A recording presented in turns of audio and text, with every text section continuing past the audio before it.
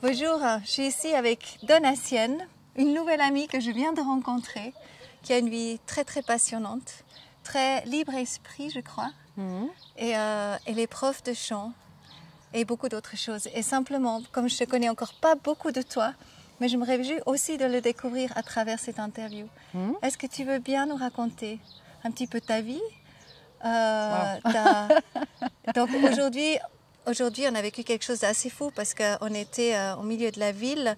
Il y avait une manifestation où on manifestait un petit peu justement pour renouveler la constitution suisse, etc. Et là, il y a des polices qui sont venues et c'était vraiment pas une très belle énergie parce qu'ils nous ont fait, ouais, ils nous ont chassés de la place, etc. Ils étaient pas du tout corrects, vraiment agressifs, je dirais, avec nous.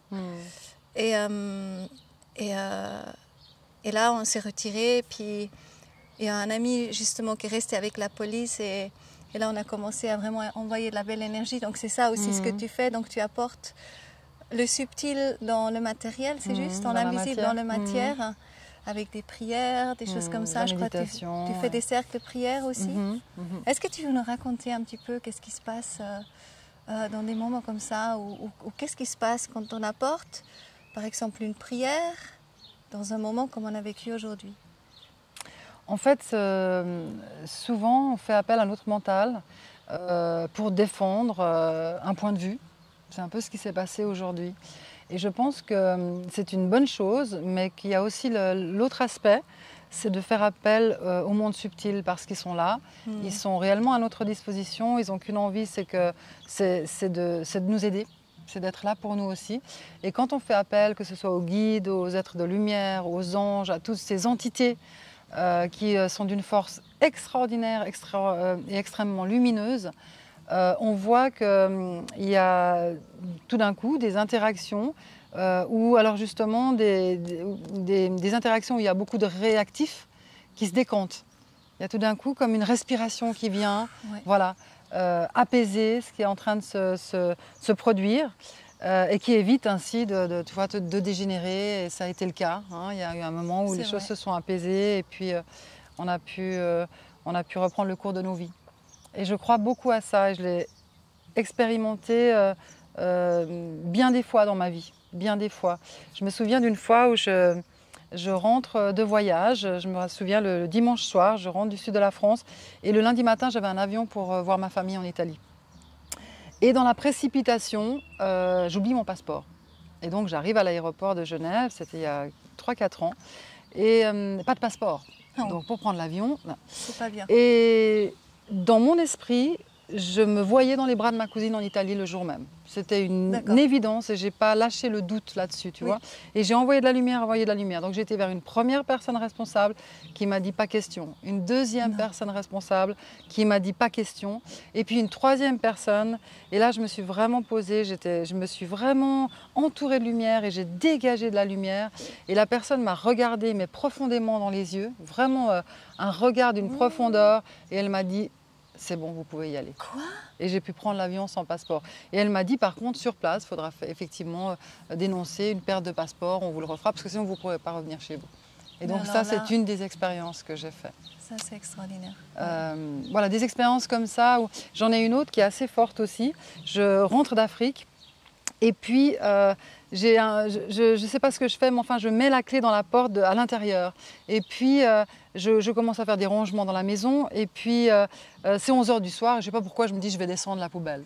Donc, je sors avec mes clés dans la main, la poubelle. Je remonte, évidemment, je ne peux pas mettre ma clé dans la serrure, puisqu'il y a une autre clé de l'autre côté. Et je me retrouve à 11 h du soir, sans argent, sans téléphone, sans culotte, parce que j'étais en chemise de nuit, tu vois. À 11 h du soir. Donc je fais appel à tous mes voisins, personne n'arrive à ouvrir cette porte. Mais moi, je me voyais rentrer chez moi. Et tout le monde me disait, il va falloir appeler un serrurier, il va falloir appeler un serrurier. Je vais chercher mon fils qui vient avec la caisse à outils, le copain, le machin, et on se retrouve. Et c'est 1 h du matin et on n'a toujours pas réussi à ouvrir cette porte. Et moi, je me vois dans mon appartement et sans serrurier. Et c'est 1 h du matin. Ça veut dire que ça fait plus de 2 heures que je cherche des solutions. Et tout d'un coup, on entend des pas dans l'escalier. Et c'est mon voisin qui vient des pays de l'Est, qui regarde la porte. Il me regarde, il fait « Problème ? Porte fermée ? Fenêtre ouverte ?» Je lui fais « Oui. » et il part en courant. Il descend les escaliers, il fait le tour de l'immeuble, il balance ses baskets et il monte le long de la chenot jusqu'à mon appartement et il m'ouvre la porte. Mais non. Oh, c'est beau, Et je suis rentrée chez moi. Et c'est vraiment quand il n'y a pas de doute, c'est ça la foi. Quand il n'y a aucun doute que tout est possible. Que même des choses qui paraissent un peu magiques comme ça. Ouais, il y a une histoire qui me vient voilà. là. Je vais juste raconter cette histoire parce qu'elle est vraiment incroyable aussi. Je me retrouve dans le train pour aller à Lausanne. Ils disent que le train il a un problème, on doit changer de train. Et ils nous donnent 20 minutes de pause, il fait très froid, c'est en hiver. Et je descends pour attendre, plus au chaud. Et je remonte, et c'était le dernier train, il est parti. Et avant les 20 minutes. Et là, je dis, mais c'est pas possible. Et puis, je parle à quelqu'un qui est juste là. Je dis, mais c'est pas possible, le train, il est parti, mais il devait être là. Dans ma tête, ça fait, ok, j'ai une copine que je pourrais certainement aller dormir, etc. Je peux appeler mon mari qui est venu me chercher à Berne. Autrement, je peux aller dans un hôtel. Donc, tout de suite, ça fait comme ça. Et je me plains vers ce monsieur. Puis, j'appelle tout de suite mon Benny, donc mon mari. Et il dit, bah non, Coco, je suis sortie, j'ai bu, je peux pas venir te chercher. Et puis, le gars à qui je me suis adressée, il me dit, attendez, j'ai peut-être une possibilité. Il prend le téléphone, il appelle quelqu'un, et c'est un gars qui livre des magazines, qui était en train de partir de Berne. Il était 2 minutes après ici pour me ramener à Lausanne. Oh, c'est magnifique. Un truc de fou. C'est magnifique. C'est trop beau. Il y a vraiment voilà, quelque chose de l'ordre de ce qu'on dégage, je crois. Je crois réellement que ce qu'on dégage revient vers nous. Le sourire qu'on envoie revient vers soi, et je crois vraiment à ça. Et raconte-toi, tu me racontais encore un peu, justement, tu es prof de chant, et cette expérience de travailler avec des jeunes et des personnes âgées en même temps. Oui, exactement, donc, des ateliers. Raconte un petit peu comment c'est d'être prof de chant, c'est extraordinaire. Alors, prof de chant, c'est vraiment transmettre de la joie. C'est vraiment ramener la personne à elle-même dans toutes les expressions de ce qu'elle est à l'intérieur, de ce qui se vit à l'intérieur d'elle-même. C'est un exutoire, c'est une méditation active, c'est un massage des organes internes, c'est une respiration. Ça travaille au niveau vibratoire sur la mémoire cellulaire, donc c'est quelque chose de très très complet. On sent tout de suite quand tu parles de ça. Oui, c'est vraiment. Alors moi, ça m'habite vraiment et avec les années, ça se dément pas. C'est devenu une vraie passion. Et ce que j'ai trouvé très chouette, c'est un moment d'animer des ateliers de rencontres avec des rencontres intergénérationnelles. Donc ça partait de l'âge de 9 ans jusqu'à 78, 80 ans, avec tous les âges. Et ce qui était très chouette, c'était de voir les petits doudous de 9 ans chanter du pergolèse et puis les femmes d'un certain âge chanter du Christina Aguilera. Et donc on chantait tous ensemble, sans spectacle, sans but final, si ce n'était tu sais, la joie du chant, c'est une vraie célébration. Au moment où on se met à chanter déjà soi-même, on élève notre fréquence vibratoire de 7 fois environ. 7 fois, ouais. Et au moment où on chante à plusieurs, et on le sent quand tu fais partie d'un chœur ou quand tu te mets à chanter dans un karaoké tous ensemble, on sent qu'on plane. Je veux dire, on est là, oui. C'est vrai. Il y a cette sorte d'excitation interne, une exaltation, une joie comme ça qui monte avec le chant. Oui. C'est un outil très ludique et qui agit presque à notre insu sur notre bien-être. Magnifique. Et toi, tu t'es guérie, donc tu as dit que tu bégayais quand tu étais petite. Je bégayais quand j'avais 17 ans. Quand j'ai commencé le chant, je bégayais pas parce que j'avais un problème. C'est fou, tu bégayais jusqu'à 17 ans? J'ai bégayé pendant l'adolescence. Tu vois, j'arrivais. Mais c'était pas un problème de phoniatre, si tu veux. C'était pas un problème de l'appareil phonatoire. C'était réellement un problème de confiance en moi. J'arrivais pas à finir mes phrases, je butais sur les mots. C'était vraiment une problématique de confiance en moi que j'ai pu effectivement résorber grâce au chant. Extraordinaire. Ouais, le chant utilise d'autres canaux et du coup, ça recrée des liens. Combien de temps ça t'a pris de résoudre? Je pense que le travail du chant, plus le travail du développement personnel, plus les prises de conscience, etc., ça m'a pris, je pense, pour bien me sentir par rapport à ça, 7-8 ans. D'accord. 7-8 ans de travail quotidien. Et tu as déjà vécu une autre expérience un petit peu similaire avec quelqu'un que tu as enseigné le chant? Alors, il m'est arrivé plein de belles choses avec mes élèves, parce que quand on chante, on pleure, on rit, il y a beaucoup d'émotions, on se met à nu. Et je me souviens d'une élève qui m'avait beaucoup touchée. Elle devait avoir 17-18 ans, c'est une toute jeune adulte. Et puis, quand elle est arrivée à mon cours, elle parlait comme ça. Ah oui. Elle avait un filet de voix. Et elle m'a raconté que son père avait tenté de l'étrangler quand elle avait une 12aine d'années. Oui. Et que pour elle, c'était extrêmement difficile de chanter et tout simplement de s'exprimer. Et on a travaillé pendant une année une année régulièrement. Et c'était très beau parce que quand elle est partie, elle est allée étudier à Harvard et elle s'est inscrite à la chorale. Wow. Donc c'était pour moi, tu vois, j'ai des frissons rien que d'y parler parce que ça fait partie des belles histoires et j'en ai plein comme ça de personnes qui se sont positionnées, qui ont osé dire non pour dire enfin des vrais oui. Tu vois, parce que le chant te permet vraiment d'ancrer tes racines, d'installer des racines, une solidité, tu vois, quelque chose qui s'aligne entre le ciel et la terre. C'est magnifique.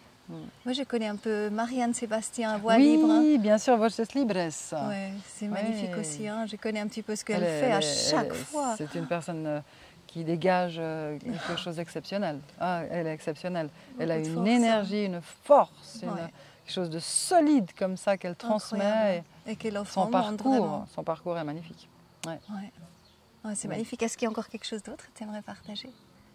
Qu'est-ce qui te tient actuellement à cœur? Moi, j'ai envie de dire que quand on a des rêves, ça vaut la joie, vraiment ça vaut la joie de ne pas les lâcher et d'avoir aucun doute que tout est réalisable, entre guillemets. C'est-à-dire que si vous ne pensez pas au comment vous allez le faire, mais vous gardez simplement cette vision, avec cette profondeur de vision sur ces rêves que vous avez, c'est réalisable. Voilà ce que j'ai envie de dire. Et ne pensez pas, mais je vais faire comment, ne pensez pas à ça. Simplement, allez vers ce qui vous fait vibrer le plus haut. Allez vers ce qui vous donne vraiment de la joie. Et ça peut être d'aller promener un âne, parce que je vois qu'on est avec Prosper l'âne et avec Fantaisie la jument.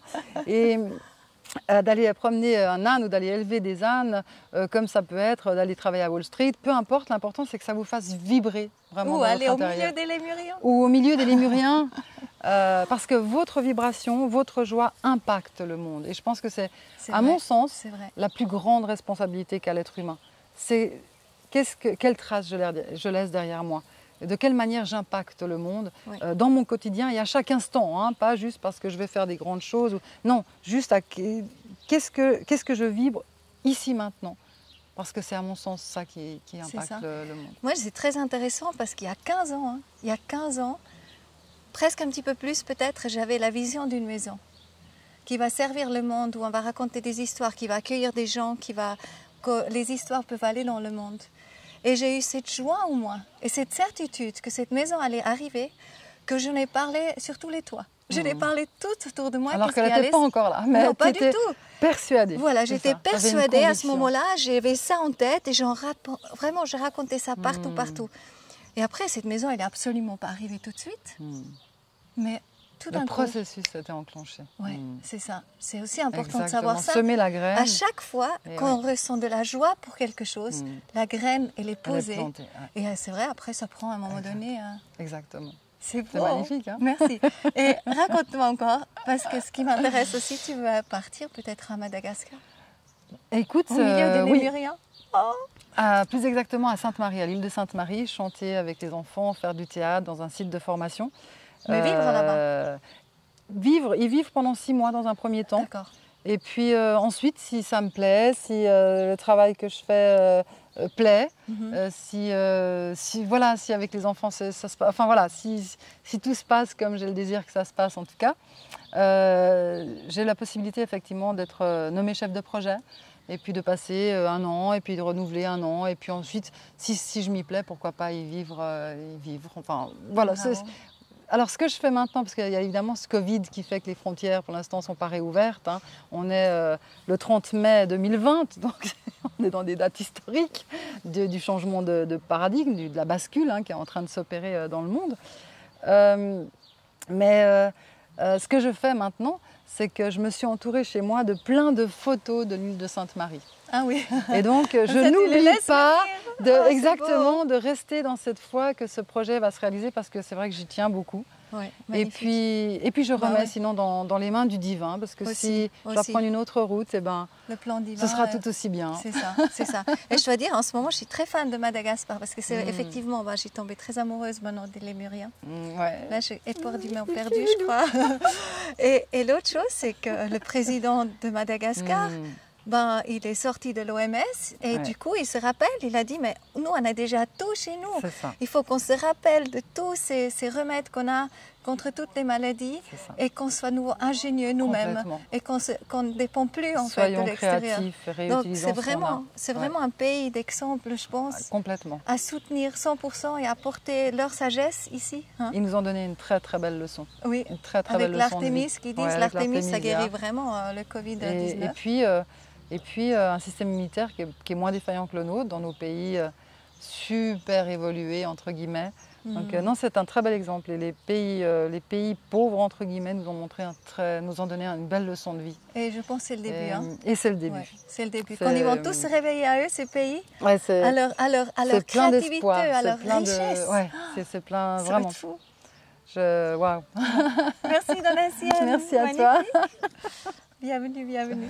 Bienvenue, merci pour ton accueil. Magnifique.